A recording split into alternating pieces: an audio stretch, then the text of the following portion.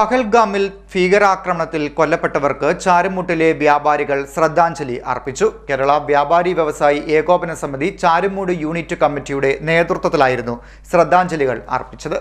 പഹൽഗാമിൽ ഭീകരാക്രമണത്തിൽ കൊല്ലപ്പെട്ടവർക്ക് ചാരുമൂട്ടിലെ വ്യാപാരികൾ ശ്രദ്ധാഞ്ജലി അർപ്പിച്ചു. വ്യാപാരി വ്യവസായി ഏകോപന സമിതി ചാരുമൂട് യൂണിറ്റിന്റെ ആഭിമുഖ്യത്തിലാണ് ദീപം തെളിയിച്ചുള്ള ശ്രദ്ധാഞ്ജലി അർപ്പിക്കൽ നടത്തിയത്.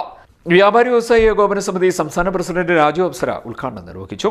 കഴിഞ്ഞ ദിവസങ്ങളിൽ കാശ്മീരിലുണ്ടായ കൂട്ടക്കുരുതി നമുക്കറിയാം. അവിടെ ഒരു തെറ്റും ചെയ്യാത്ത സാധാരണ യുദ്ധമാണെങ്കിലും പ്രശ്നമുണ്ടാകുമ്പോൾ ഇത്തരം നിന്നും പട്ടാളവും അതിലേക്കും ഗവൺമെൻറ് സ്ഥാപനങ്ങൾക്ക് നേരെയാണ് ആക്രമണം ഉണ്ടാകുന്നത്. ഇവിടെ ഇന്ത്യ രാജ്യത്തെ വിഭജിക്കുവാൻ, മതപരമായി വിഭജിക്കുവാൻ ബോധപൂർവം ജാതി പറഞ്ഞ ആളുകളെ കൊല്ലുന്നൊരു സമീപനമാണ് കണ്ടുവരുന്നത്. തീർച്ചയായും പാകിസ്ഥാനെതിരെ ഇന്ത്യയിലെ 140 കോടി ജനങ്ങളും ഒറ്റക്കെട്ടായി ഇനി ഇത്തരത്തിലുള്ള ഈ രാജ്യവിരുദ്ധ പ്രവർത്തനങ്ങൾക്ക് ഇന്ത്യയിൽ ആരില്ല എന്നുള്ളതിൻ്റെ ഉത്തമ ഉദാഹരണമാണ് ഈ സംഭവവുമായി ബന്ധപ്പെട്ട് കാശ്മീരിലെ 100% ജനങ്ങളും ഈ വിരാതമായ ഭീകര പ്രവർത്തനത്തിനെതിരെ കാശ്മീരിൽ അതിശക്തമായ ഹർത്താൽ നടത്തിയത്. നമ്മുടെ സഹോദരങ്ങൾ 26 പേരുടെ വിലപ്പെട്ട ജീവനാണ് നഷ്ടപ്പെട്ടത്.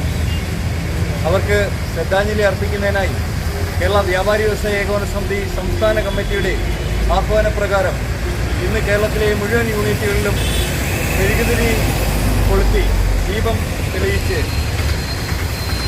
ശ്രദ്ധാഞ്ജലി അർപ്പിക്കുകയാണ്. ശക്തമായ നടപടിയെടുക്കുവാൻ നമ്മുടെ ഭരണാധികാരികൾക്ക് കഴിയും എന്ന് ഞാൻ വിശ്വസിക്കുന്നു. 140 കോടി ജനങ്ങളുടെ കരുത്താണ്, ആത്മാഭിമാനമാണ്. മെഴുകുതിരികൾ തെളിയിച്ചായിരുന്നു ഉദ്ഘാടനം. ജനറൽ സെക്രട്ടറി ഗിരീഷ് അമ്മ അധ്യക്ഷത വഹിച്ചു.